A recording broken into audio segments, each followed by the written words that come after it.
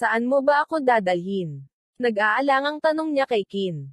Nasa loob na naman sila ng sasakyan at wala man lang itong sinabi sa kanya kung saan sila pupunta. Inis na hinintay niya ang sagot nito, ngunit nanatiling walang kibo ang binata. Antipatiko na nga, bingi pa yata. Nayayamot na ibinawling na niya ang atensyon sa daan, inihilig ang ulo sa headrest. Sa bilis ng mga pangyayari sa buhay niya nitong mga nakaraang oras, pakiramdam niya ay sasabog na ang dibdib niya. Pinilit niyang huwag mahabag sa sarili at paulit-ulit na isinasaksak sa isipan na hindi nasayang ang ginawa hiyang pagbenta sa kanyang pagkatao at prinsipyo, na pati ang pinakaiingatan niyang dangal bilang babae ay posibleng mawala na rin sa kanya. Sukat maisip iyon ay biglang may gumapang na kakaibang init sa kanyang kaibuturan, agad nitong nilukob ang buo niyang katawan. In its wake was the memory of Kinki's. A sudden rush of anticipation and excitement coursed through her veins. Her senses awakened so that she could distinctly hear the breathing of the man beside her, smell his heavenly scent tinged with aftershave. Then, her mind started to play scenes she never thought she could imagine. My God, what's happening to me? Nandito na tayo. Wala sa sariling napatitig siya kay Kin. Napapitlag siya nang hawakan nito ang balikat niya. What's wrong? Anitong nakakunot ang noo. The foreign feeling came to an abrupt stop. Kinurap-kurap niya ang mga mata. Namumulang nag-iwas siya. Nang tingin sa nagtatakang mga mata ni Kin, takot na baka mabasa nito ang nasa isip niya. Nakakahiya. Ngayon lang niya namalayang huminto na ang sasakyan nila. Nangunot ang kanyang noo nang makitang nasa isang runway sila, tatlong nakaunipormeng lalaki ang naglalakad patungo sa direksyon nila at sa di kalayuan ay may isang private jet. Maang na napalingon siya sa lalaki. He shrugged casually. We're leaving for Batanes. Napakurap siya, not quite sure she heard him correctly. Batanes. Hindi ba't nasa dulo iyon ng Pilipinas? Anong gagawin natin sa Batanes? Magbabakasyon. Bakasyon. She echoed dumbly. Yup. Magbabakasyon muna ako bago ko harapin ang trabaho sa istasyon, about 2 week stops. And you, will be my company. Sasamahan kitang magbakasyon. Ito ba iyong sinasabi mong parte ko sa bargain? Pilyong ngumiti si Kin. Why? Did you think it was something else? She could feel her cheeks slowly burning. Ang akala ko'y. Akala mo'y ano, Miss Mercado? Nakakalokong tanong nito. Hindi na siya sumagot. She was mumbling and blushing like a schoolgirl. Hiyang-hiya siya sa kanyang mga pinag-iisip. She was saved from further embarrassment when somebody knocked on Kin's window. Sabay nilang nilinggan ang kumatok. Tinanguan ito ng binata pagkuwan ay bumaling sa kanya. Come on, sweetie, time to go. Pero, Kin, hindi ako nakapagpaalam. You can call them later. And if you're worried about your clothes, it won't be a problem. Umiling siya. Kailangan kong magpaalam ng maayos kung ganitong matagal akong mawawala. Mag-aalala sa akin ang. Tumigil siya sa pagsasalita ng dumilim ang mukha ni Kin. The playfulness in his eyes was replaced with shards of ice. Siguro naman makakaya ng mga kalaguyo mong mawala ka ng 2 linggo. Nagpantang ang mga tainga niya. Pwede ba, Kin, maging reasonable ka naman. It's just a matter of courtesy. Maraming mag-aalala sa akin kapag nawala na lang ako ng walang paabi. That's why I told you to call them later. Hindi mo naman kailangang makipagkita pa sa kanila para lang makapagpaalam. Pero, inuulit ko sa'yo, habang nasa ilalim ka ng kasunduan natin, wala kang karapatang questionin ako. You will do precisely as I say, act precisely as I want you to. Damn it, Kin. Hindi mo ako pag-aari. Oh, but you are, my sweet. He leaned and brushed a kiss on her lips. You are mine to keep. Until I tell you. Otherwise, he said coldly before getting out of the car. Naiwan siyang naghahalo ang eratikong tibok ng puso at ang nagpupuyos na galit. Damn him. Wala siyang karapatang ariin ako na parang laruan, masidhing protesta ng kalooban niya. Nakakalimutan mo na ba? Binayaran ka niya, sagot ng isang bahagi ng kanyang utak. Nang bumukas ang passenger seat, wala na siyang nagawa kundi sumunod kay Kin. Watch your step, he warned as they boarded the plane. Her heart warmed at his simple concern. Parang bulang biglang naglaho ang inis niya rito. Learjet Boo. Tayo nang nabasa niyang marka sa panel ng pinto. Nang tuluyan siyang makapasok sa loob ng jet na pangangasya. Hindi naman siya lubusang ignorante pagdating sa mga private jets. Isipin pa lang niya ang halaga nito ay nalulula na siya. But she never imagined it to be so sleek and elegant. Nor did she ever imagine the Devi family to be this rich. Isang matangkad na babae ang lumapit sa kanya. Welcome aboard the Princess Alexandra, ma'am. Wala po ba kayong dala? Wala. Come sit with me, Qin commanded. Agad siyang napasimangot. Kung mag-utos ito, akala mo kung sinong hari. Lumapit siya rito at padaskol na umupo. You seem to be in a foul mood, pang-iinis nito. I'm actually a naturally happy person. Ganito lang ako pag ikaw ang kasama ko. Aniyang lalong sumimangot. Umaarangkada na naman kasi ang kanyang puso. I didn't think my presence could be so repulsive. Most of the women I know think I'm a charming company. Hindi ako, sila. If you think women are cut from the same cloth, then you're badly deluded. Hindi niya maintindihan ang lalaking ito. Daig pa nito. Ang isang babaeng may PMS kung magpalit ng mods. Umilo ang seatbelt sign. Lumapit sa kanila ang stewardess. Sir, ma'am, we will take off in 3 minutes. Imporma nito. Kanya-kanyang nagbuckle sila ng seatbelt. She heard the engine roar and afterwards, she felt them rise from solid ground. Katahimikan ang namayani sa pagitan nila ng binata. Can I ask you a question? Pagkuwan ay basag nito sa katahimikan. How many times have you sold yourself like this? Dirtsyong tanong nito. Kahit siguro prostitute, magagalit sa tanong nito. You really are good at asking the wrong questions, aren't you? I simply ask what I want to know, kung sabihin ko ba sa yung ito ang tanging pagkakataong nagpakababa ako ng ganito, maniniwala ka kaya? You're making me laugh, Miss Mercado, ganoon naman pala, ba't ka pa nagtanong? What good in asking when in the end you, di believe what you wanted to believe? The mere fact that you're here, sitting beside me, is more than enough for me to believe whatever it is I heard about you. Masakit iyong marinig. Malamang wala ng kredibilidad ang anumang sasabihin niya. I'm not expecting you to believe me. Not anymore, malungkot niyang saad bago pumikit.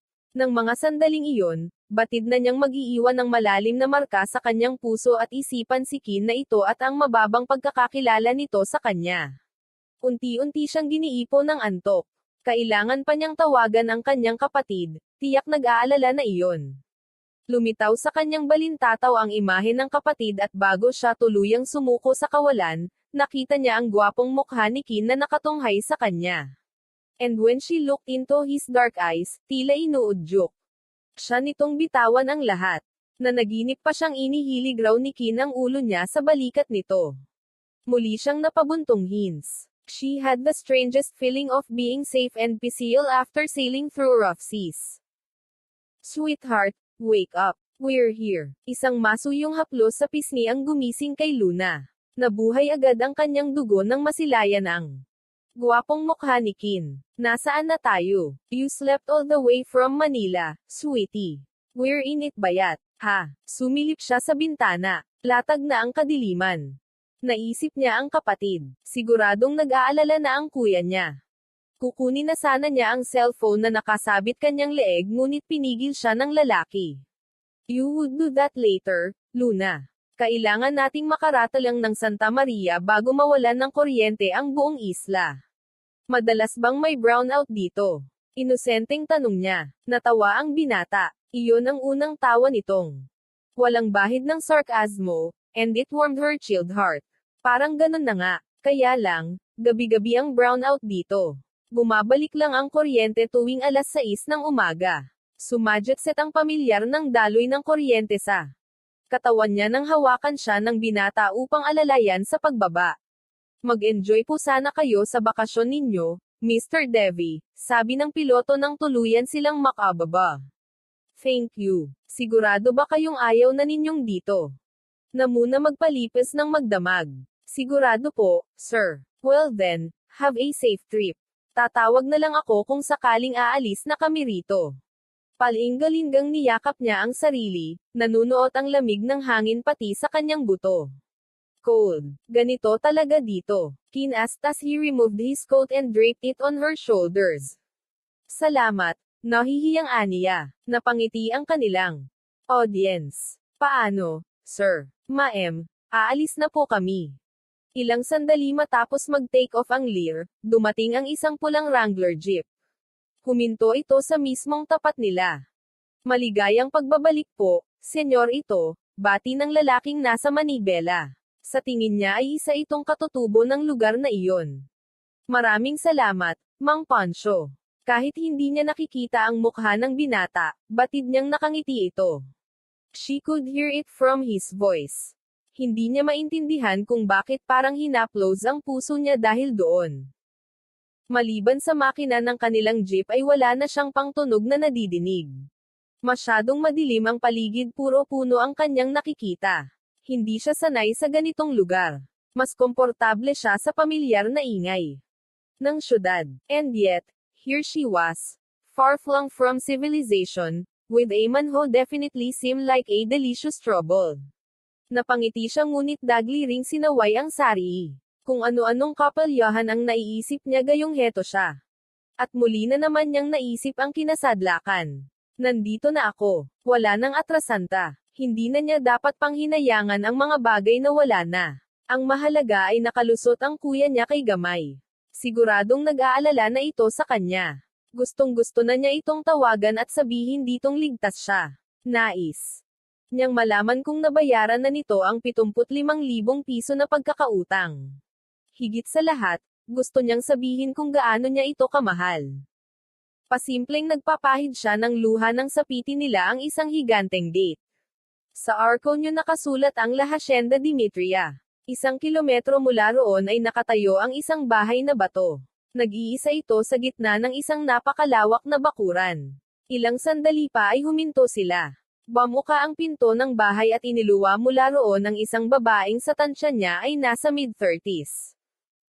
Kin, sinugod nito ng yakap ang binata. Welcome home. Salamat, Martha. I missed you. Ganting yakap ni Kin. I missed you, too. Kumalas sa pagkakayakap ang babae. Look at you. You look so different. And more handsome. Mukhang hiyang ka sa States, apuri nito. Ikaw rin naman. You look lovely. Tumawa si Martha. Ang sabihin mo, nagmukha na akong lumba-lumba. Hindi pa rin talaga nagbabago, bolero ka pa rin. Nako, pumasok na nga tayo, niaya nito. Noon siya napansin ng babae. Martha's smile was instant and warm. Hinagod siya nito ng tinging walang bahid ng panunuri. Well, aren't you pretty? Binalingan nito si Kin. Ba't di mo sinabi sa aking kasama mo palang magbabakasyon ang nobyo mo? Come to think of it, wala kang nabanggit na may girlfriend ka na. Naman, nakapamaywang nasita ng babae. Gusto sana niyang itama ang mali nitong akala, ngunit naunang nagsalita si Kin. Pasensya na. I guess masyado akong excited. Magbakasyon kasama ng sweetheart ko, nakaligtaan ko nang sabihin sa'yo. Gulat na napatingin siya kay Kin. Martha, anito sabay hapit sa baywang niya, meet Luna Mercado. Luna, si Martha, ang uliran kong kinakapatid. Luna Mercado. Sandali, kinabahan siya. Hindi malayong makilala siya nito. Wala pa man ay gusto na niya si Martha. Ayaw niyarang magbago agad ang pakikitungo nito sa kanya. Ah, yes. Nakita kita sa TV. Once. Anong show nga ba?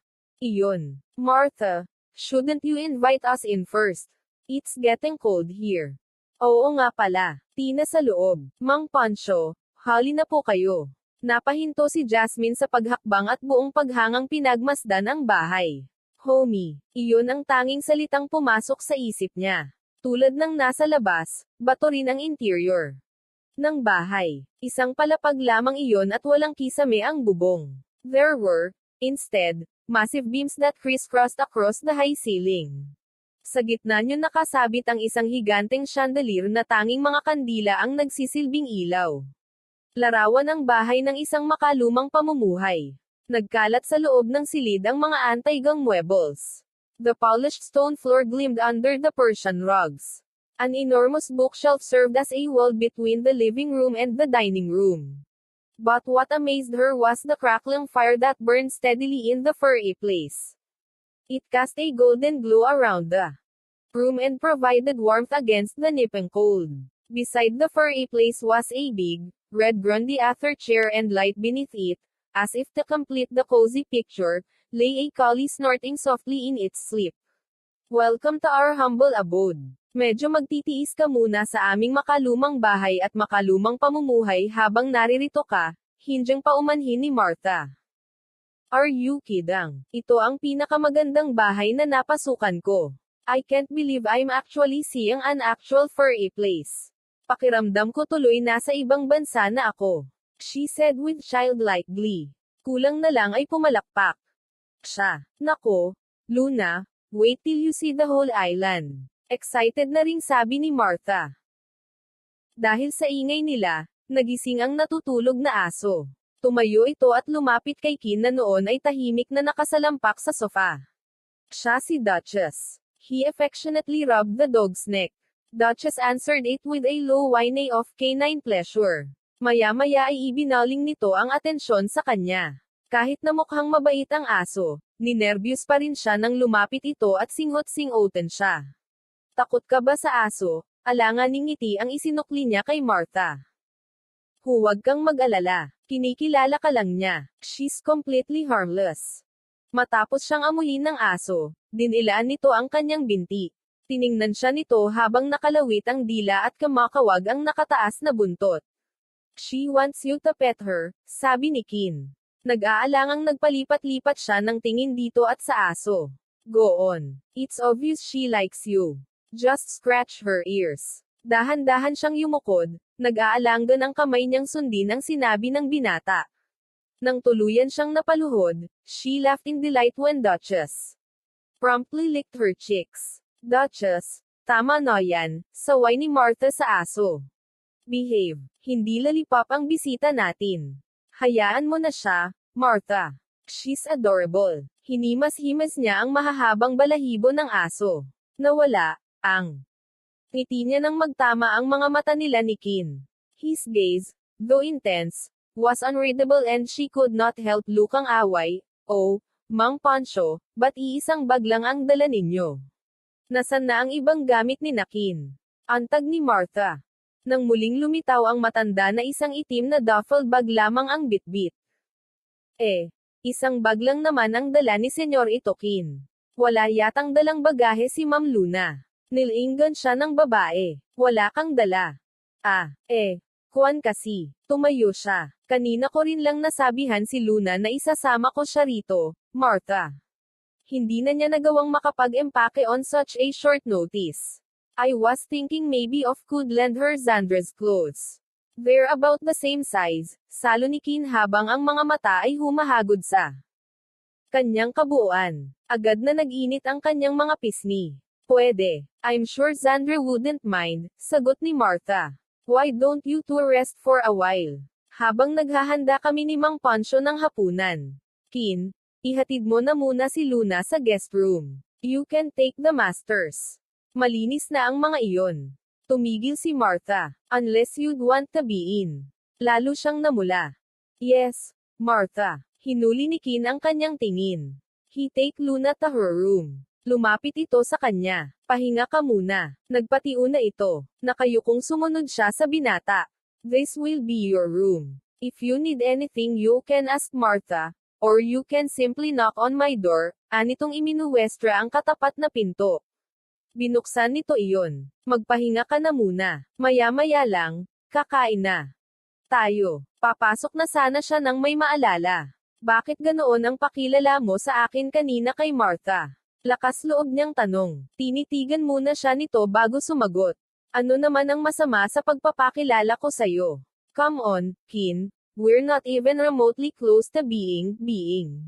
Marahas itong huminga. Look, I merely conceded when Martha assumed you're my girlfriend. Isang babaeng kaibigan. If she thought it was more. Well, he shrugged. Casually, Martha is entitled to her own assumption. As for you, hindi ko nakasalanan kung masyadong paranoid yang imagination mo. Napahiya siya. What a flimsy excuse not to mention childish. If it bothers you that much, Miss Mercado, you should have corrected her yourself, he muttered, visibly. Siya naman ay parang pinitpit na luya. You should be grateful I introduced you that way. Inabot nito ang doorknob at muling isinara ang pinto. Trapping her between the door and his body. Her lungs suddenly felt constricted. Or would you rather have me introduce you as the leech that you really are? Patuloy nito. Upang mapagtakpan ang sakit, she let her temper rise. Nagliliyab ang mga matang sinalubong niya ang tingin ng lalaki. Face it, sweetie, wala na tayong ibang pagpipilian kundi ang panindagan ang akala ni Martha tungkol sa ating dalawa. You seem to like her. Hindi mo siguro gugustuhing magbago ang pakikitungo niya sa'yo. And while we, at it, unti-unting lumiit ang distansya sa pagitan nila, hanggang sa magdikit ang tungki ng kanilang mga ilong her eyelids fluttered. That why don't we make the most out of this predicament? His lips closed on hers. A spark ignited into flames, consuming her. Biglang naglaho ang lahat, there was only him, kissing her. His lips teased hers, grazing lazily until she moaned in impatience. She felt him smile against her lips and with a moan, granted her what she wanted. He kissed her full and deep, probing the sweetness of her mouth. And then, bigla nitong iniwan ang kanyang mga labi. Pumasok ka na. Walang anumang tinalikuran siya nito at pumasok sa sariling silid. Muli siyang naiwan na hindi alam kung ano ang dapat maramdaman. Nanginginig na pinahit niya ang doorknob at wala. Sa sariling pumasok ng kwarto. Tuliro siyang naupo sa kama. Ipinikit niya ang mga mata, pilit na kinakalma ang nagririgada niyang puso. Oh, God, I let him kiss me. Again. Pakiramdam ni Luna ay tulad ng sa isang daong tinangay ng malakas na hangin. Isang araw pa lang niyang nakakasama si Kin, kung ano-anong damdamin na ang pinukaw nito sa kanya. Aside from using her naturally calm temper, he aroused new feelings she could not understand. Banyaga sa kanya ang mga damdaming iyon at hindi siya komportable. Huminga siya ng malalim, sinusubukang kalmeyan ang damdamin. Inililibot niya paningin sa kabuuan ng silid. Para naman akong nag-time travel nito. Antigo ang mga gamit na naroon, magmula sa malaking four-poster bed na kinauupuan niya, hanggang sa eleganteng tocador. Sa tabi ng nag-iisang bintana, may isang ladies' desk at upuan. Nakapatong doon ang kandelebrang pinagmumulan ng liwanag. Napakapayak ng pamumuhay sa lugar na iyon. Ni walang kuryente. Bigla niyang naalala ang kapatid.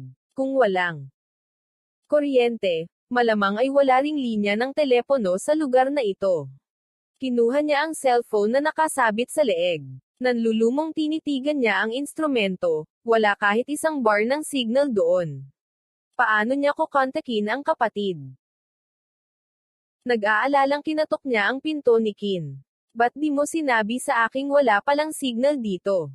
Sigaw niya. Paano pa ako makakatawag nito? Wala ring telepono dito. You knew very well na malayo sa sibilisasyon ang destinasyon natin. Frankly, Luna, where's your common sense? You should have placed that call when we were still in civilization. Napanganga siya. Siya pa ang may kasalanan, gayong ito mismo ang dahilan kung bakit hindi siya nakapagpaalam. Alam pala nitong walang komunikasyon sa lugar na ito, hindi man lang siya ginising kanina para ipaalalang may kailangan pa siyang tawagan. You are the most arrogant, most inconsiderate man tumalikod I have ever met. Gigil na gigil niyang sambit bago tumalikod at nagdadabog na pumasok muli sa kanyang silid. Parut-par ito ang ginawa niya habang nag-iisip ng paraan upang matawagan ang kapatid. Pinangat-ngat siya ng kanyang konsyensya, dapat kasi ay tinawagan niya ito agad kanina. Ang antipatikong lalaking iyon ang may kasalanan. Minadali siya nito kanina na para bang guguho ang mundo anumang sandali. Wala siyang imak habang naghahaponan sila. Inis pa rin siya kay Kin. Kahit pa sabihing may kasalanan din siya, ito pa rin ang dapat sisihin. Sa kabilang banda, napag-isip-isip din niyang mas nakakabyuteng hindi siya personal na nagpaalam sa kanyang kuya, mas makabubuti ring huwag na muna niya itong tawagan. Kilala niya ito, pipigain siya ng kanyang Kuya Ram hanggang sabihin niya rito kung paano niya nakuha ang sobra-sobrang perang ipinadala niya kay Nadia. Tiyak niyang magwawala ito kapag nalaman ang ginawa niya. Susundan siya nito kahit sa impyerno, may salbo lang siya. Mas mabuti nga sigurong wag malaman ni Kuya kung nasaan ako, magkakagulo lang, she thought, trying to ease her guilt. Luna, ipinitik ni Martha ang dalawang daliri sa harap niya. Are you okay? You hardly touched your food. Nahihiyang napatingin siya sa mga kasamahan. Pasensya na, pagod lang siguro ako. It's okay. You can rest after we finish supper. Hindi ako papayag na matulog ka nang walang laman ang tiyan. Samubo ka kahit konti. Tahimik na inatupag niya ang pagkain, habang pinagpatuloy ng mga kasama niya ang naudlot na kwentuhan. Matapos ang hapunan, nagpresenta siyang tumulong sa pagliligpit ng hapag ngunit umiling si Martha. Magpahinga ka na. Kung gusto mong maligo muna bago matulog, mayroong banyo sa kwarto mo. Ihahatid ko na lang ang mga damit na gagamitin mo. Tumanggo siya, hindi na hinintay si Kin na ihatid siya. Luna, paalala lang, medyo malamig ang tubig dito. Gusto mo bang dalhan kita ng hot water? Nako, huwag ka nang mag-abala, Martha. Salamat. Makaraan ng ilang sandali ay, nakatapis na siya ng tuwalya at nangangatal ang baba. Pakiramdam niya nagyayelo ang kanyang utak sa sobrang lamig ng tubig. Luna, pasok ka lang, Martha. Natawa ito nang makitang hindi siya magkandatoto sa pagyakap sa kanyang katawan. Sabi ko na sa iyong malamig ang tubig dito. Heto, iniabot nito ang dalang mga damit. Sa bunsong kapatid ni Kin ang mga iyan. Siya ba yung tinutukoy ni Kin na Zandra? Siya nga, kasya sa iyo ang mga iyan, pareho kasi kayo ng balto ni Zandra. These are new, saad ni Martha na iwinagayway ang nakabalot na, damit panloob. Oh, paano? May iwan na kita. Kung may kailangan ka pa, tawagin mo lang ako. Salamat, Martha, ha. Walang anuman, now you get some rest. Have a good night. Itinoon niya ang pansin sa mga dinalang damit ni Martha, simple ngunit magaganda ang mga iyon. Naglalaba siya ng mga hinubad na damit ng marinig. Ang sunod-sunod na katok sa pinto. Sabay-sabay umahan ang kanyang kaba, hiya at dugo nang mapagbuksan ang malaking balto ni Kin. His face was grim and his eyes dark as he swept a slow, lingering gaze down her body. Nag-init ang kanyang buong katawan sa ginawa nitong panunuri. The sear made her blood simmer. Ang tinging ipinukol nito sa kanyang dibdib, na kasalukuyang walang panloob, made her want to run back inside the room, at magtalukbong ng kumot. When his gaze returned to her burning cheeks, hindi na may pinta ang mukha nito. What the hell are you still doing? Akala ko ba pagod ka? Nilalabhan ko pa ang mga damit ko. Kandautal siya. Leave that to Martha, mariing utos nito. Hindi na kailangan, kaya ko naman, nakakahiya naman kung si Martha pa ang maglalaba ng mga damit ko. He flashed his sarcastic smile. Nahihiya kang ipalaba sa iba ang damit mo, pero hindi ka nahihiyang humarap sa akin nang. His gaze swept once more down her body, this time dancing flames of hunger burned in his midnight eyes. Bastos. Para ng hinog na kamatis sa pula ang mga pisngi niya. To allow you to call me that, sweetie, as long as you call yourself indecent to make it fair. His words cut surprisingly deep, it made her heart ache. A lump formed in her throat and tears blurred her vision. Hindi niya magawang sagutin ito. She was so hurt she could not even speak. Nawala ang kahihiyang kani-kanina lang ay bumihag sa kanya. She watched his face soften. Bamuka ang bibig nito na parang may sasabihin, pero walang salitang namutawi mula roon. Once more, darkness crept back to his face like rain clouds about to fall. She stood still, waiting, hoping for him to say something to ease the pain. When she heard him curse under his breath, she turned away. Matutulog na ako. Hindi mampat ang kanyang pagluha. Hindi niya naintindihan kung bakit napakasakit para sa kanya ang mga sinabi ni Qin, gayong sanay na siyang makatanggap ng masasakit na salita. Sa loob ng isang araw, he had managed to hurt her so deeply, she was sure it would leave her nothing but an ugly scar. Nakatulugan niyang basa ng luha ang mga pisngi. Nawala na ang matinding pagod at hinanakit ng nagdaang gabi, tinanghali siya ng gising kinaumagahan. Kahit papaano ay naibsan ng pagtulog ang bigat na kanyang dinadala. Lalabas na sana siya nang maalala ang nangyari ng nagdaang gabi. Muling nag-init ang pisngi niya sa alaala ng mga tingin ni Qin kagabi. Nagsuot siya ng damit panloob at roba. Nagtaka siya sa katahimikang sumalubong sa kanya. Pagkalabas ng silid, hindi niya makita si Martha o si Qin sa kusina at maging sa salas. Qin, Martha, tawag niya ngunit walang sumagot. Lumabas siya. When she opened the door, her mouth dropped open. Sumalubong sa kanya ang mainit na sikat ng araw at ang malamig na simoy ng hangin. Acres of gently rolling hills stretched under the clear blue sky. Sa palibot ng bahay na bato ay mga nagtataasang puno ng nyog, sumasayaw sa saliw ng hangin ang mga dahon yon. A flock of birds sailed beneath the cloudless sky. Napakurap siya. It was a very beautiful, serene scene, but it was a scene from another world. The touch of the misty grass beneath her bare feet washed away her worries. Huminga siya ng napakalalim, relishing the clean, cool air. Hindi niya alam kung gaano siya katagal na natili sa labas. Nang bumalik siya sa loob ng bahay, tamang-tama namang bumukas ang backdoor sa kusina at pumasok mula roon si Martha na may dalang basket na puno ng itlog. Luna, gising ka na pala. Mahiyain ang ngiti niya. Pasensya na, tinanghali ako ng gising, ano ka ba, wala yon. Alam naman nating pagod ka kagabi, natural lang na tanghaliin ka ng gising. Inilapag ng babae ang basket sa mesa. Maupo ka na at nang makapag-almusal ka.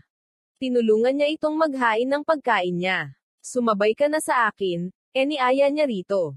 Tapos na ako. Medyo tinanghali din ako ng almusal kasi hinintay kong magising ang isa sa inyo ni Qin.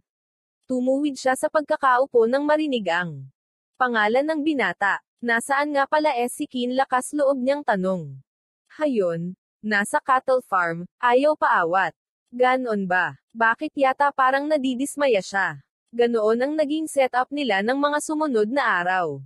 Nagigising siyang si Martha lang nadadatnan sa kusina at nakakatulugan niya sa gabi ang paghihintay kay Qin. Kalaunan ay hindi niya napigil ang mumunting. Hinampong namuo sa puso niya. Dinala-dala siya rito ng binata pagkatapos ay iiwan lang din pala. Ni hindi man lang ito nagpapakita sa kanya. Inis na inawat niya ang sarili. Wala siyang karapatang magdamdam, kung ano-anong ilusyon ang pinaghahabi niya samantalang alam naman niya ang tunay na namamagitan sa kanilang dalawa ni Qin. Kinsey, Luna, humahanggos na sigaw ni Martha sa binata. Hindi niya mahagilap si Luna kaninang umuwi siya. Akala niya noong una ay naglibot lang ito sa paligid, ngunit halos isang oras na niya itong hinahanap ay hindi pa rin niya makita ang dalaga. What about her? Magkasalubong ang kilay na tanong ni Qin. Nawawala siya, Qin. Hindi ko siya makita kahit saan. Baka no na yun. Hindi mo ba siya sinabihang hindi siya pwedeng lumabas ng bahay? Galit na tanong nito sa kanya. He suddenly looked like a volcano about to erupt. Binilin ko sa kanya sa note na iniwan ko kanina. Note, pinagsabihan mo siya sa pamamagitan ng isang note. You should have reiterated it to her. God damn it, Martha. He shouted. Talagang galit ito at hindi niya maintindihan kung bakit. Ngayon lang niya nakitang nagalit ng husto ang kinakapatid. Huwag ka namang ganyan, Qin. Hindi naman natin masisisi si Luna kung maghanap man siya ng mapaglilibangan. Sanay sa syudad yung tao. Nag-iisa lang siya sa bahay. You can't expect her to stay put. And to her credit, she did put up with being alone in the house. Baka naman nabor lang yung tao. Sigurado akong naglilibot lang iyon dito sa isla. Kung hindi mo sana siya iniwan hindi. Sana mangyayari ang ganito, gusto niyang idagdag. That is not an enough excuse, Martha. Alam naman niyang busy pa tayo rito, hindi ba siya marunong maghintay? But, tawagin mo ang lahat ng trabahan. Pero, now, Martha. Wala na siyang nagawa. Hanapin ninyo ang babaeng sinasabi ko.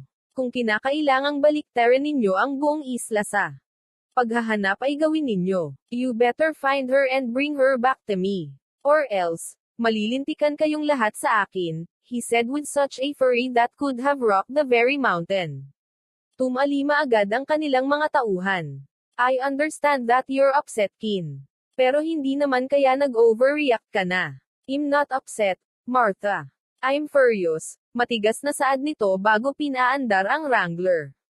Gulong-gulo ang utak ni Luna sa kaiisip ng maraming bagay habang binabagtas ang daan pauwi at hindi nakakatulong ang patuloy pakikisawsaw ng gwapong makha ni Luna sa isip niya. She could not fully fathom why the prospect of seeing him again erased everything. Pati ang guilt at takot na naramdaman niya. Kanina ay nawala at napalitan ng hindi maipaliwanag excitement. Naglakas loob siyang pumunta ng mag-isa sa bayan kanina upang maghanap ng telepono matapos niyang mapanaginipan ang kapatid. Sa panaginip, nakikita niya ang kanyang kuya na tumatakbo sa kawalan habang hinahabol siya. Sinisigaw nito ang pangalan niya ngunit wala siyang naririnig at patuloy lamang sa paglalakad. Nang marating niya ang sentro ng Itbayat, hindi siya nahirapang makakita ng telepono dahil matulungin ang mga tao roon. Sinagot ng kuya niya ang telepono sa gitna ng unang ring. Hello, kuya, Luna. She heard anger and relief in his voice. Nasaan ka ba? At bakit ngayon ka lang tumawag? Tangina naman, Luna oh, alam mo bang halos mabaliw-baliw na ako kahahanap sa'yo? Do you want to kill me with worry? 3 araw kang nawala nang hindi nagpapaalam, mabuti at naisipan mong tawagan pa ako. Sa huli ay nang ibabaw ang galit nito. Kuya, sorry. Please huminahon ka. Magpapaliwanag ako. Huminahon. Ang lakas ng apog mong hilingin sa akin yan. 3 araw akong naghanap sa iyo. 3 gabi akong hindi makatulog dala ng matinding pag-aalala sa iyo, kung ano-anong masamang imahe na ang pumapasok sa isip ko. Alam mo ba kung gaano kahirap iyon? Halo na tinanggap niya ang galit ng kapatid at hinayaan niya itong ilabas ang lahat ng galit sa kanya. Umuwi ka na ngayon din. Hindi pa ako pwedeng umuwi, nanginginig niyang sagot. Ano? Sabihin mo sa akin kung nasaan ka at sasanduan kita. Kuya, alam kong nag-aalala ka. Kaya lang naman ako tumawag para ipaalam sa iyong nasa mabuti akong kalagayan at para sabihing 2 linggo akong mawawala. At para itanong kung nabayaran mo na si Gamay. Narinig niya ang marahas na paghinga ng kanyang kapatid, na magitan ng mahabang patlang. Nang muli itong magsalita, mababa at kontrolado na ang tinig nito. Saan mo kinuha ang perang iyon, Luna? Her brother's voice vibrated with anger. Alam nito na hindi sa malinis na paraan nanggaling ang pera. What did you do? Pinaikit niya ang mga mata. Kahit na malayo siya rito. Damang-dama niya ang galit nito at daig pa niya ang dagang nazukol ng pusa. Kuya, sana maintindihan mo ako. Hindi ko kayang may mangyaring masama sa'yo. Huwag kang mag-alala sa akin, maayos ako. Magkita na lang tayo sa loob ng 1.5 linggo. Tatawag ako pag may pagkakataon. Mahal na mahal kita. Lanaban niya ang telepono sa kabila galit na pagtutol ng kanyang kapatid. Ayaw niyang magsinungaling kay Ram. Ngunit hindi rin niya kayang harapin ang galit nito. Not now. Not when she badly needed somebody who would understand. Her brows creased when she reached a Y-fork. Hindi niya maalalang dumaan siya roon. Masyado kasi siyang nag-enjoy kanina, nawala sa isip niyang pagtuunan ng pansin ang daang tinatahak. Inilibot niya ang paningin, trying to look for a particular landmark. Nasaan na ako? Nagpapanak niyang tanong sa sarili. Napapalibutan siya ng mabababang burol, and they all look the same to her. Tinapunan niyang muli ng tingin ang nahating daan. She could not decide which way to take. Kahit kailan talaga, ang tanga mo, mangiyak-ngiyak niyang kastigo sa sarili. Naupo muna siya, sinubukang kumalma. Ayon sa kuya niya, kapag nawala siya, manatili lang siya sa isang lugar, nang sa gayon mas madali siyang makita. Iyon ang ginawa niya. And true enough, makaraan ang 2 oras, pumailan lang sa hangin ang sigaw ni Martha, tinatawag siya.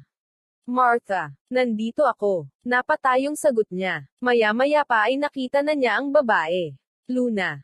Hanggos nito. Oh, thank goodness. Thank goodness. Akala ko'y napano ka na. Kin is so worried. Dinaig niya ang kulay ng suka nang makita ang galit. Naanyo ni Kin. Muntik pa siyang matamba nang walang salitang hinaklit nito ang braso niya at kinaladkad siya papasok ng bahay. Nang marating nila ang kanyang silid, marahas siya nitong isinalya. Pinagsarhan ng binata ang naaalarmang si Martha. Hindi pa ito nakantento at ikinandado ang pinto. Nangatal ang mga tuhod ni Ved dahil sa sobrang takot dito. Kin. Shut up. His eyes blazed with fury. Bawat hakbang ng binata ay siya namang atras niya hanggang masukol siya sa dingding. Magpapaliwanag ako. Oh yeah. Alam mo ba kung anong gulo ang dinulot mo? Kailangan naming itigil ang operasyon sa bakahan para maghanap sa'yo. Alalang-alala. Ang marami sa kapakanan mo. Akalay kung ano nang nangyari sa'yo, hindi ko naman intensyong pag-alalahin kayo, Kaya lang talagang kailangan ko ng tawagan ang hindi niya itinuloy ang sasabihin dahil mukhang mas ikinagalit iyon ng binata. Matagal bago ito nagsalita, and when he did, his voice was cold. Talagang hindi mo matiis ng kahit ilang araw lang ang mga lovers mo, ano? On na lang ba ang pangungulila mo sa kanila at mas pinili mong isawalang bahala ang mararamdaman ng mga tao rito? Talaga bang? Nangangati ka nang, ibinuhos niya ang lahat ng lakas sa sampal na iyon. Agad sumakit sa kanyang palad, ngunit wala iyon kumpara sa matinding kirot na gumuhit sa kanyang puso. Hinayaan niya sa pagkakataong iyon na tumulo ang kanyang luha. Pasensya na, wala nga pala akong karapatang magalit lalong-lalo na ang sampelan ka.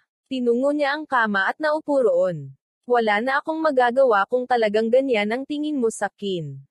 Sige, kung iyan ang ikatutuwa mo, ipagpatuloy mo lang. Lumabas ang mga katagang iyon na walang bahid ng anumang emosyon, habang ang luha niya ay walang ampat ang pag-agos.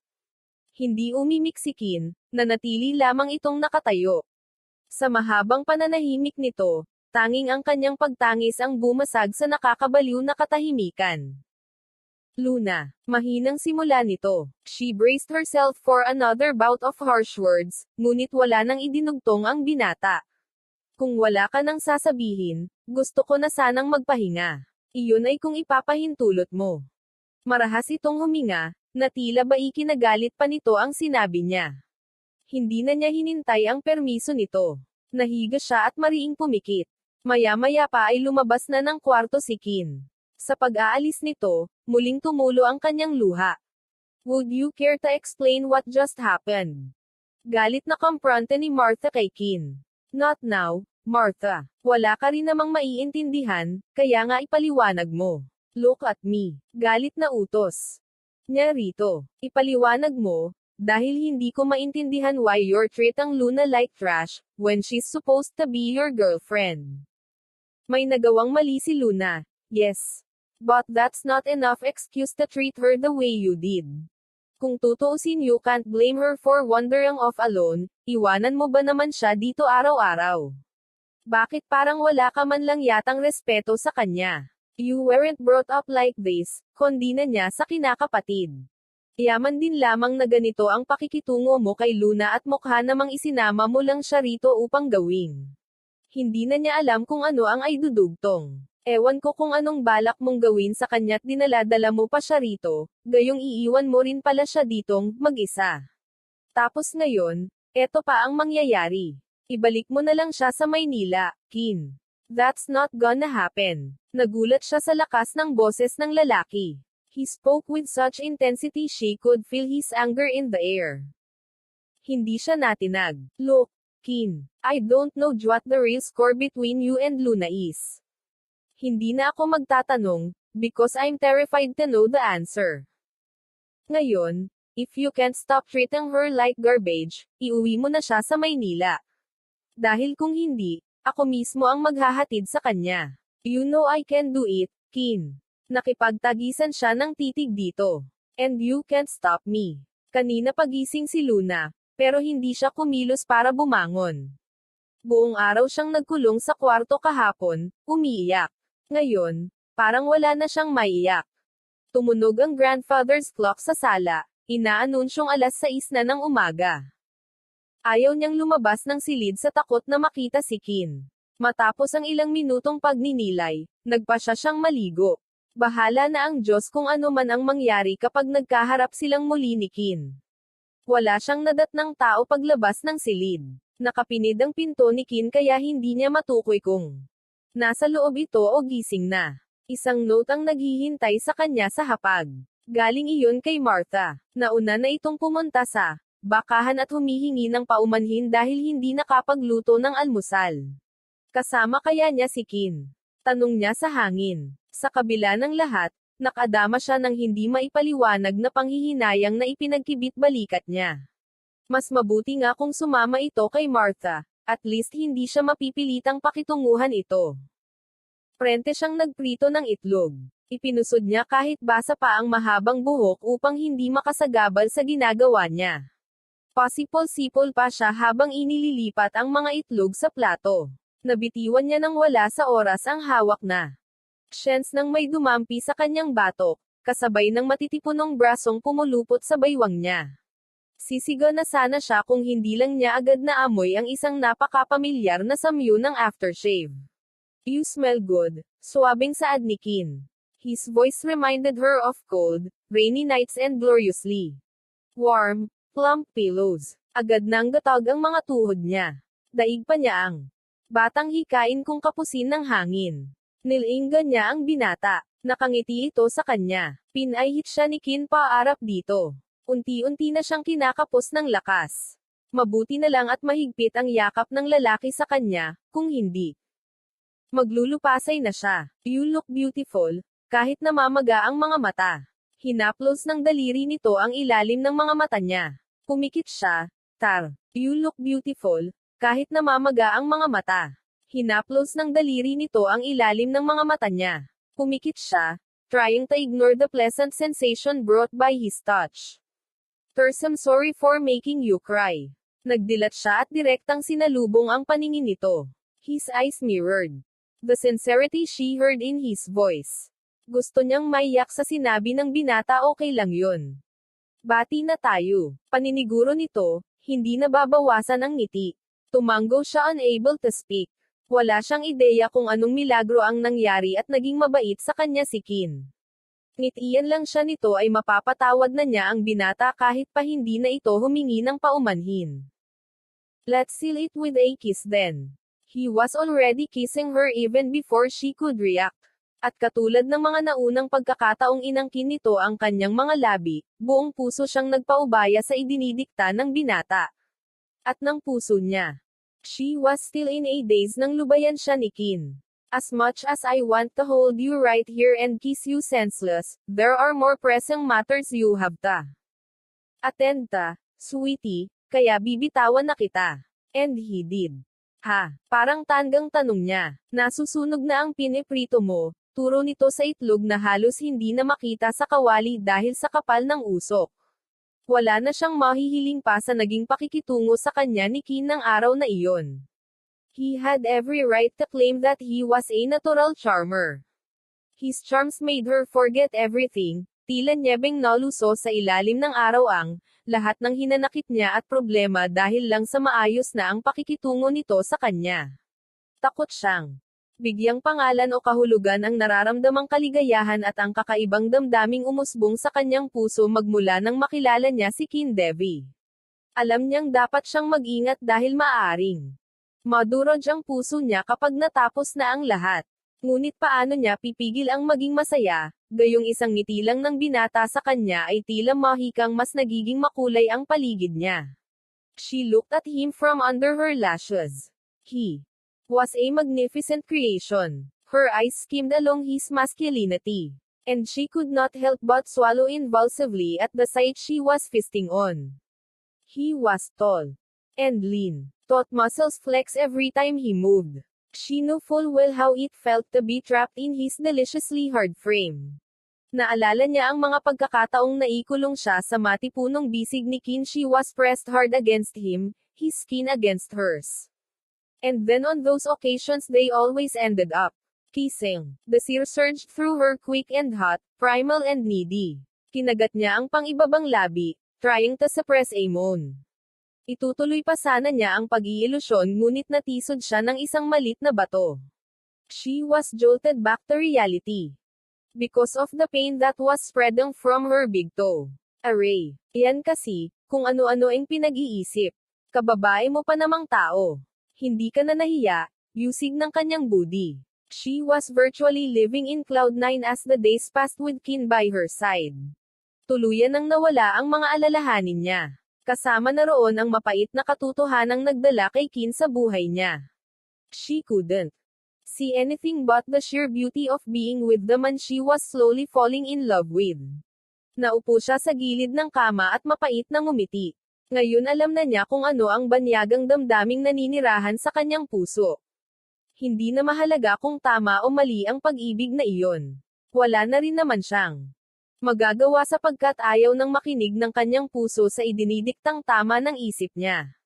Tiyak niyang masasaktan siya ng labis sa huli, ngunit walang magawa ang takot niya upang pigilan ang sariling ibigay ng buong buo ang kanyang puso at pagkatao sa binata. Napakislat siya nang marinig ang mahinang katok sa pinto. Handa ka na ba? Tanong sa kanya ni Kin bago pumasok. I'm almost done. You don't have to take so much time to make yourself beautiful. Masuyo siya nitong hinapit sa baywang. You already are. Marahang ikan-awit nito ang hibla ng buhok niya sa likod ng kanyang tainga. Hinawakan nito ang baba niya. Her eyes fluttered in anticipation as his face inched closer. And besides, Martha's fuse is about to go off.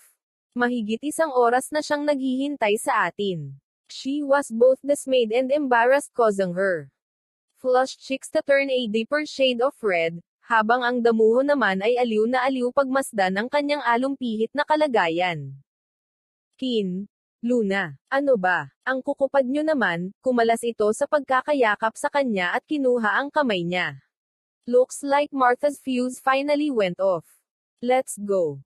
Ang tagal nyo naman. Ano bang ginawa nyo doon sa loob?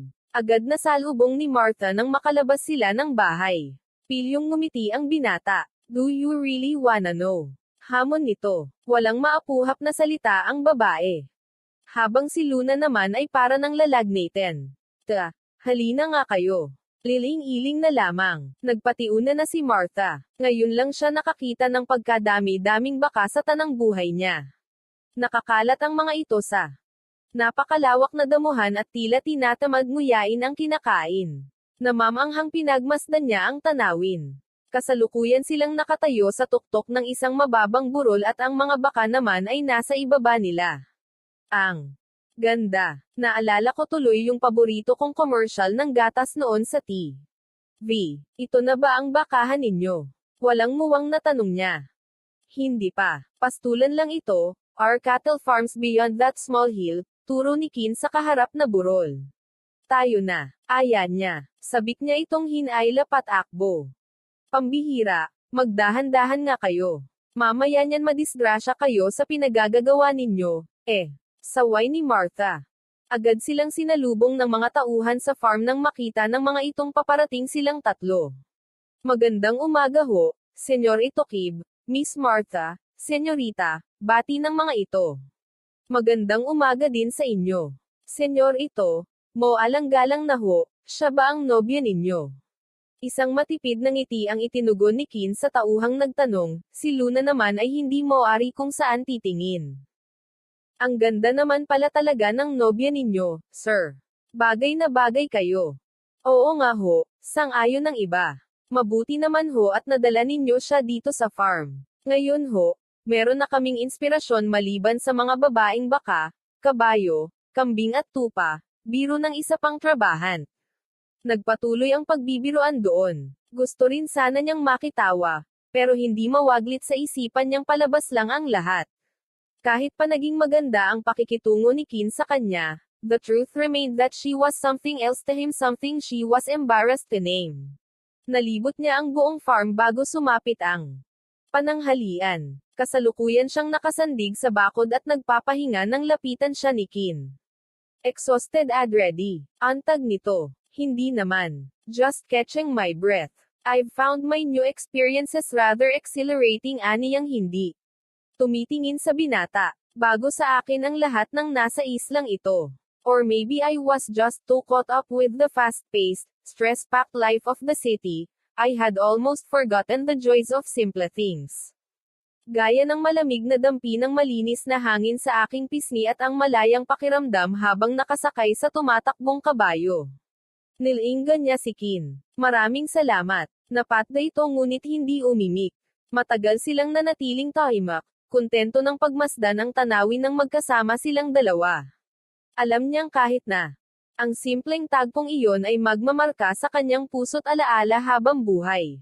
Kahit paano, nagkaroon siya ng panibagong rason upang magpasalamat sa Diyos.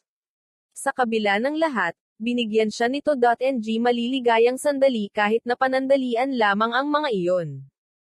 Luna. Nothing. Forget it. Ano iyon? She made a mistake of looking at him straight in the eyes.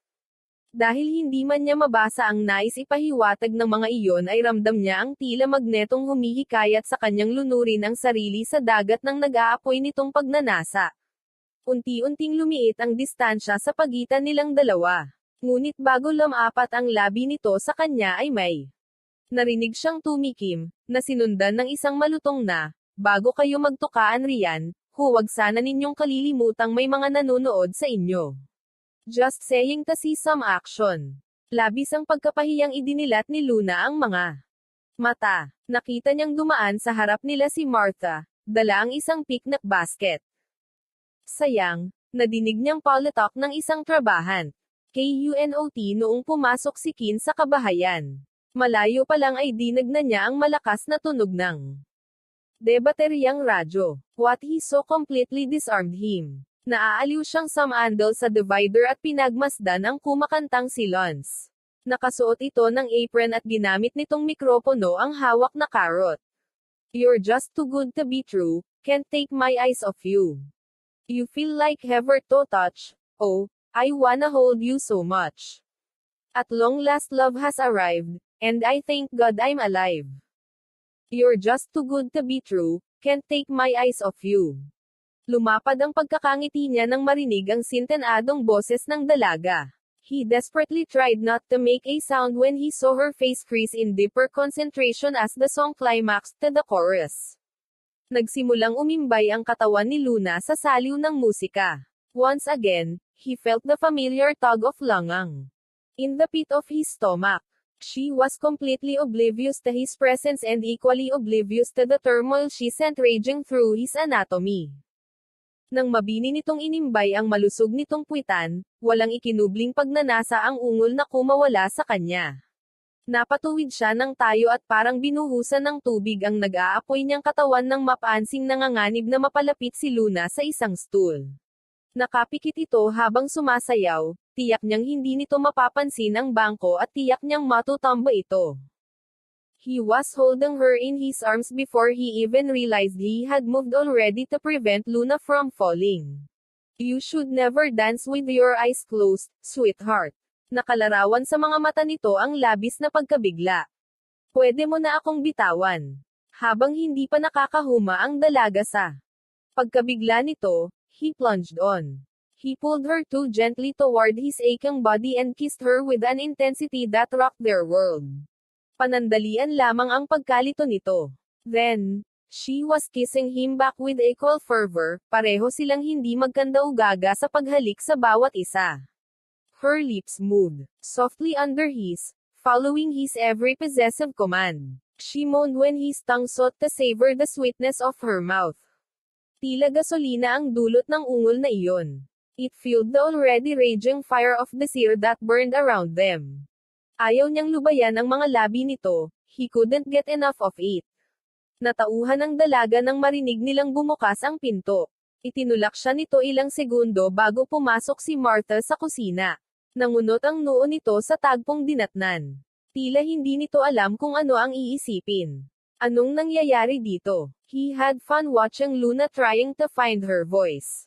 Hindi na nito kailangang magpaliwanag dahil ipinagkanulo na ito ng namumulang mga pisngi.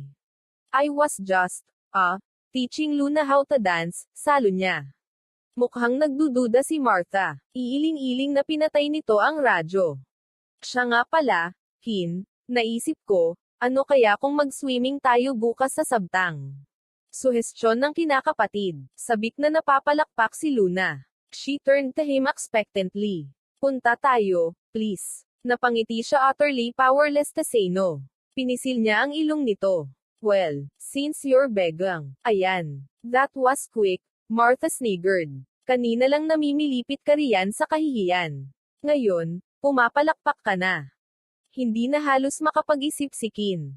The only thing he was aware of was his contracting body. He seemed to have turned into one big stone. Kanina pa siya.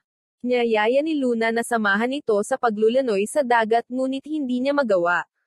It was bad enough watching her bathe this far away. Nitong mga nakaraang araw ay lagi siyang binabagabag ng pagkalito. He had been so sure about the girl. Ngunit sa paglipas ng mga araw, nagdududa na siya sa mga pinaniniwalaan tungkol dito. She was so different, so innocent, so far from the Luna Mercado heard about. What was worse was that he actually wished he was wrong about her. Gulong-gulo na siya at hindi nakakatulong ang automatikong reaksyon ng katawan niya sa tuwing magkakalapit sila ng dalaga. He had been suffering with an inexplicable longing ever since he met her. Ngayon lang nakadama ng ganito para sa isang babae. Sa tuwing nasisilayan niya ang malaanghel nitong mukha, he felt a strong urge to protect her, to make her feel safe. Hindi niya maipaliwanag ang galit na nararamdaman sa tuwing sumasagi sa isip niya kung ilang lalaki na ang dumaan sa dalaga, kung ilan na ang nakahalik sa matatamis nitong mga labi, kung ilang lalaki na ang humaplos dito. Gaya ng, his stomach tightened into knots. Shit, shit, shit. Desperadong mura niya habang pinipilit iwaglit ang masasamang imahe sa kanyang isip. Ngunit parang toksong ayaw mapagkit ng mga iyon. Anger was dangerously boiling inside him and it was threatening to erupt at any minute. He knew he always had a bad temper, pero mas yumiigting iyon pagdating kay Luna.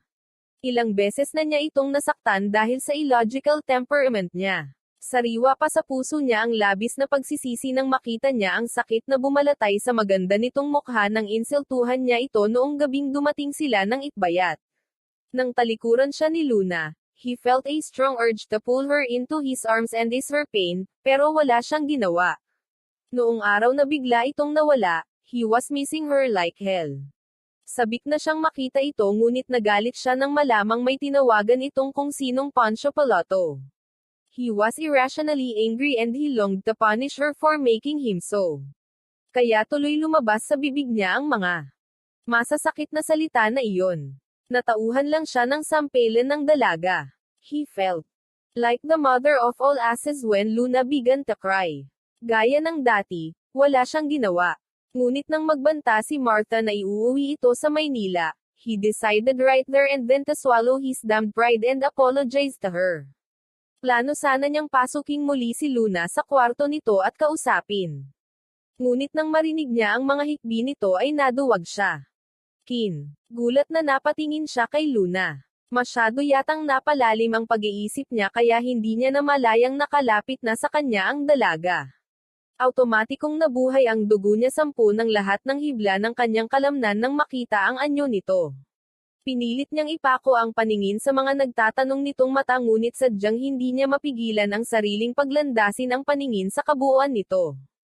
Her long thick, black hair was plastered to her delicate skull. Dripping water clung lovingly to her skin and she was wearing the most innocent, most inquisitive look in her eyes. He tried to suppress a moan as his eyes skimmed along her luscious body. Dahil nabasa ang puting t-shirt nito, everything that lay beneath it was exposed to his hungry eyes. Napako ang mga mata niya sa dalawang malulusog na yaman ng dalaga.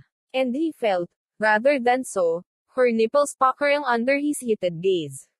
It took every ounce of his willpower not to reach out and palm her breasts. Pinilit niyang alisin ang paningin sa dibdib ng dalaga, which was in itself a humongous mistake. He could distinctly feel a lump in his throat slowly growing as his gaze trailed farther down. He was on fire. What the hell was happening to him? Oh, man, lihim niyang daing nang sa wakas ako ang mga mata niya sa medyo mambak na sentro ng pagkababae ni Luna. Pulang-pula ang pisngi ng dalaga nang muli siyang magtaas ng paningin. He smiled. This was one of the things that attracted him to her. Lalo itong gumaganda kapag nahihiya o naiilang. Her face mirrored her soul. He could not help but wonder if she was this transparent to others as she was with him. Hihintayin ko na lang ang dagat sa tabi ni Martha. Ang ibig kong sabihin, hihintayin ko si hindi na nito itinuloy ang sasabihin at nagtatakbong palayo. Nangingiting sinundan niya ito ng tingin. Ewan niya kung bakit pati pagtakbo nito ay nakakahalina. Babaeng-babae ito kung tumakbo. He found the sway of her hips, the gentle curves of her calves very, very arousing. Hell, lust never had this effect on him before. Saan ka pupunta? Habol ni Martha nang madaanan niya itong hinahalungkat ang kanilang picnic basket. Magpapalamig, matipid niyang tugon. Hindi ka ba muna magmamerienda? Maghahanda na ako. Makaraan ang halos 2 linggong pananatili ni Luna sa isla ay muli niyang naalala ang kanyang kuya. Kumusta na kaya ito? Tiyak na mabaliw-baliw na iyon sa pag-aalala sa kanya. Muli siyang ninatngat ng kanyang konsyensya. 3 o 4 na araw na lang, matatapos na ang lahat ng ito. Makakauwi na rin ako sa piling mo, kuya, bulong niya sa sarili ngunit kaakibat ng mga salitang iyon ang labis na kalungkutan. Sapagkat sa araw na makakabalik siya sa poder ni Ram ay siya ring araw na magpapaalam siya sa lalaking mahal niya. Nangilid ang kanyang luha sa isiping. Iyon. Maisip lang niya ang mga araw na wala na si Kin sa tabi niya ay tila mamamatay na siya. Parang hindi yata niya kaya. Nagmamadali niyang inayos ang sarili nang may kumakatok. I brought you something. Inginuso ni Martha ang dalang kahon. Ano yan? Damit mo. Damit. Martha. Sobra-sobra ng mga damit na ipinahihiram ninyo sa akin, protesta niya. Loka. Hindi naman damit pambahay ang dala ko no. Ito ang damit na isusuot mo mamaya. Nangunot ang noo niya. Mamaya. Sa dadaluhan ninyong bonfire party ni Kin, kunot noong sagot nito. Hindi ba niya nasabi sa'yo? Kinakabahang umiling siya. Oh well, now you know. Inutos sa Kin ni Kin na pumuntang Basco para ipamili ka ng damit. Maghanda ka na. Iniwan na siya nito bago pa siya makapagprotesta. Nanginginig ang kamay niya habang naglalakad patungong sala. 30 minutes ago, kinatok siya ni Kin sa kanyang silid. She felt a surge of pride nang manggislap ang mga mata nito habang hinahagod ang kabuuan niya. Lumapit ito sa kanya at hinapit ang kanyang baywang. Very pretty, bulong nito sa kanyang buhok. Salamat. Maraming beses na siyang nakatanggap ng mga papuring katulad ng ibinigay ni Kin sa kanya, ngunit iba ang kaligayahang nadama niya sa mga binitiwang kataga ng binata. Wala naman talaga siyang ginawa sa sarili. Isinuot lamang niya ang damit na ibinigay ni Martha. Walang bahid ng makeup ang mukha niya maliban sa manipis na face powder at lipstick. Ang buhok niya ay hinayaan niyang nakalugay. Guwapong-gwapo rin ang tingin niya sa binata. He was wearing a knee-length black cargo shorts at puting polo na nakatupi ang manggas hanggang siko. Tayo na, aya nito, drape ang a thick sweater on her shoulders. Salamat. His thoughtfulness warmed the cold places in her heart that had been present after she learned about the bonfire party. 6:00 ay narating nila ang pribadong resort na pagdarausan ng kasiyahan. Naiilang siya habang naglalakad sa tabi ni Kin. Pinagtitinginan sila ng mga naruroon at pakiramdam niya ay tinitimbang ng mga ito ang kanyang pagkatao. May mangilan-ngilan siyang namumukhaan at alam niyang nakilala rin siya ng mga ito. Kitang-kita niya ang reaksyon ng mga ito. May ibang naguguluhan, ang iba naman ay nagbubulungan. Gusto na niyang magtatatakbo pa uwi, but Kin firm-hold encouraged her to walk on. Maraming sumalubong sa kanila upang bumati sa binata. Apparently, kilala na ito ng ibang bisita. Hindi na siya nagtaka, napaka-maimpluwensya ng pamilya Devi sa mundo ng showbiz. Wala sigurong tao sa larangang iyon ang hindi nakakakilala sa kanila. Kin, you made it. Madrem ang bati ng mga ito. Matabang lalaki na sa tingin niya ay siyang host ng party. Good evening, Director, thank you for inviting us here. Wala iyon, Iho, sobra-sobra ang ipinapakita nitong kagalakan. Ursula, nandito na si Kindevi. Anunsyo nito hindi lang sa ginawag nitong babae, kundi sa lahat ng naruroon. Mahigit kalahating oras na siyang nakaupo at hindi umiimik sa tabi ni Kin. Nagsisimula na siyang mabagot at mainas sa lalaki. Hiha, kanina ka pa walang kiburi yan, puna ng isang ginang, sumali ka naman sa usapan, miss. Hindi siya nakasagot, nag-aalangang ibigay ang pangalan niya. I believe their name is Luna Mercado, salo ng isang papalapit na lalaki. Naupo ito sa mismong tapat niya. Oh, naianes ng ginang na pamuna sa kanya. Nakakabingi ang sumunod na katahimikan. Hindi niya mawari kung saan titingin kaya nagyuko na lamang siya ng ulo. May narinig siyang tumikim. Hayaan mo na, Regina, mukhang walang alam ang bata sa pinag-uusapan natin, basag ng isang Ginoo. May ba ako, narinig kong may bagong pelikula kang binabalak, Conrad, belang nito sa kara rating ng lalaki. Muling bumalik ang masiglang usapan sa mesa at ang paksa ay tungkol sa mga bagong mga pelikula. Wala na ulit ng ahas na isali siya sa usapan. Bagkus ramdam niya sinasadya ng mga ito na huwag siyang isali, iba talaga ang panghatak ng kasikatan. Lahat gustong sumikat, lahat gagawin, sukdulang ilako na ang sarili para lang sumikat, makaraan ay sambat ni Ursula. Hindi ba, Luna? Para siyang nasabugan ng bomba sa mukha. Alam niya kung ano ang tinutumbok ng babae. Her eyes were speaking volumes of the balloon ng panic she felt inside. Nagbabaka sakaling tiningnan niya si Kin. Nagmamakaawa siyang tulungan siya nito, subalit na natiling walang imak ang lalaki. May punto ka, Mrs. Velasco. Biglang nagsaiita. Ang lalaking nagngangalang Conrad, ang mga mata ay nakapagkit sa kanya. At nakakahiyang isipin na marami sa aking mga kabaro ang walang pakundangan.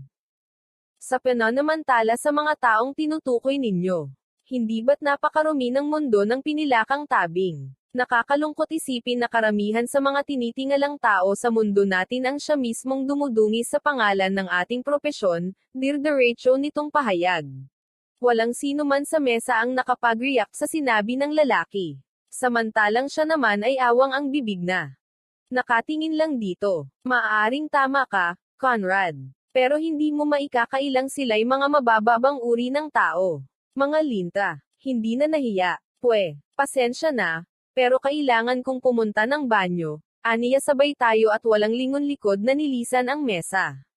Gusto niyang tumakbo sa malayo, malayang malayo. Subalit hindi niya ginawa sa pag-asam na susundan siya ni Kin. Nayayakapin siya nito at sasabihing okay lang ang lahat. Nayayayain siya nitong bumalik sa mesa at pagtatanggol siya sa lahat ng mga naroon. Ngunit walang Kin na sumunod. Walang Kin na umalo at nagtanggol sa kanya. Higit sa lahat, iyon ang pinakamasakit. She headed toward the shore, kung saan walang taong makiklalim sa kanya. Doon pamatak ang luha niya. Nobody can make you feel inferior without your consent.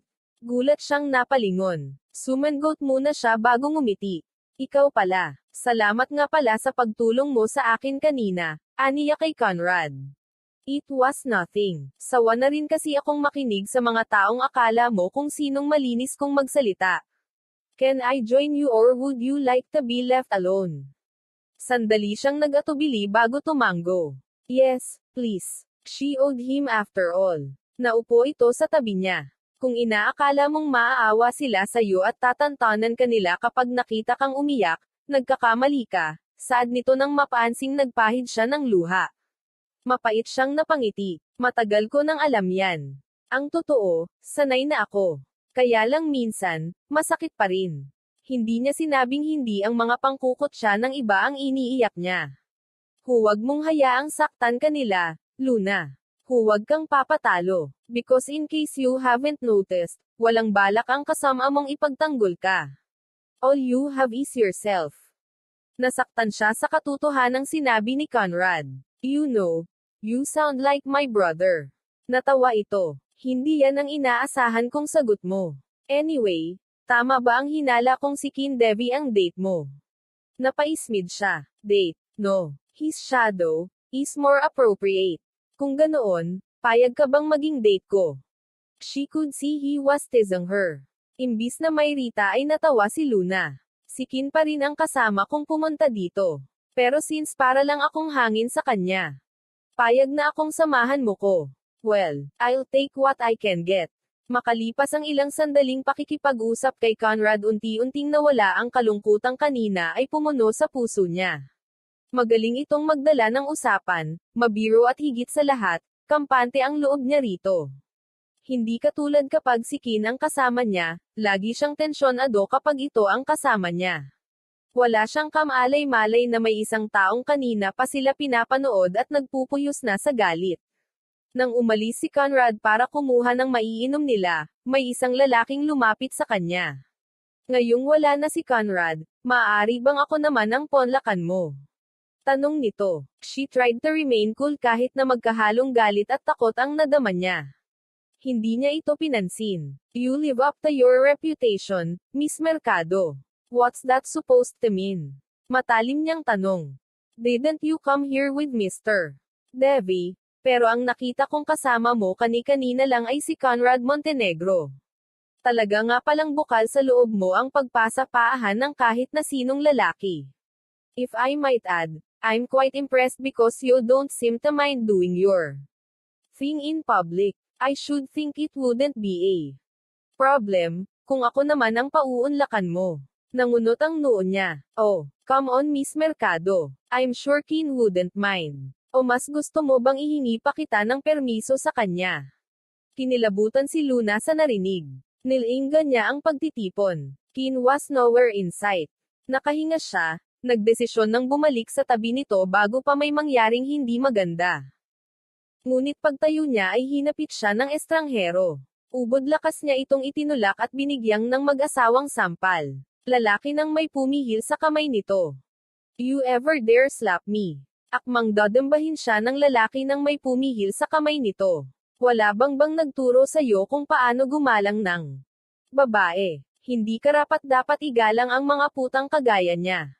Napatili si Luna nang humandusay ang lalaki. Sepo-sapo nito ang dumudugong ilong, nagliliyab ang mga mata nitong nakatingin sa sumuntok dito. Iniharang niya ang sarili ng akmang bubuweltahan pa ulit nito ang nakahandusay na lalaki. Tama na, Conrad, tama na. Wala kang modo, mataas pa naman sana ang pinag-aralan mo. Galit na duro pa ni Conrad sa di niya nakikilalang lalaki. Naihilamos ni Luna ang mga palad sa mukha. Ang iniiwasan niyang mangyari ay nangyari na. Bumilis ang tibok ng puso niya nang maramdaman ang pamilyar na daloy ng kuryente nang may humawak sa balikat niya. Kin, takot na belang niya sa bagong dating, halika na, uuwi na tayo. The ice in his voice made her shiver. You've caused enough trouble. Halos kaladkarin na siya nito. Kin, si Conrad, protesta niya nang makitang marahas na hinawakan ng mga gwardya ang lalaking nagtanggol sa kanya. Humigpit ang pagkakahawak ng binata sa balikat niya bilang tugon. His lips thinned and muscle throbbed in his jaw. Balikan muna natin si Conrad. Pakiusap niya kahit natatakot na siya rito. Sasama ka sa akin, uuwi na tayo. The coldness in his voice dropped 1 degree lower. Muli niyang nilinggan ang nanlalaban na si Conrad at naalala niya ang kabutihan nito sa kanya. Nilinggan niya si Kin at naalala niya ang pambabaluwala nito sa damdamin niya. Hindi lang kanina kundi sa lahat ng pagkakataon. Sapat na iyon upang mag-apoy ang galit sa kanyang mga mata. Buong lakas niyang binawi ang braso mula rito. They hurt me enough. Hindi ako sasama sa'yo. Nagtagisan sila ng titig ng binata. Nauna siyang nagbawi ng tingin at sinalubong ang kinakaladkad na si Conrad. Ayos ka lang ba, nag-aalalang tanong niya. Hindi mo dapat ginawa yun. Ayos lang ako. Ikaw. Balik tanong nito. Bago pa siya makasagot ay muling hinaklit ni Kin ang braso niya sabay kaladkad sa kanya palayo kay Conrad. Duwag. Ang sigaw ni Conrad, biglang tumigil sa paglalakad si Kin dahilan para mabangga siya sa malapad nitong likod. Nilinggan nito ang sumigaw. Si Conrad iyon. Ano ba ang tawag sa lalaking hindi magawang ipagtanggol ang babaeng kasama niya dahil natatakot siya sa maaaring isipin ng ibang tao? Hindi ba duwag? Anitong naninangkit din sa galit ang mga mata ni Conrad. Kung ganoon naman palang hindi mo kayang ipagtanggol si Luna dahil ikinahihiya mo siya, hindi mo na siya dapat dinala dito. Ang pahabol na sigaw ni Conrad. Tama ba ang mga sinabi ni Conrad kay Kin? Magbabago pa ba ang tingin ni Kin kay Luna? Abangan dito lang sa Marge series.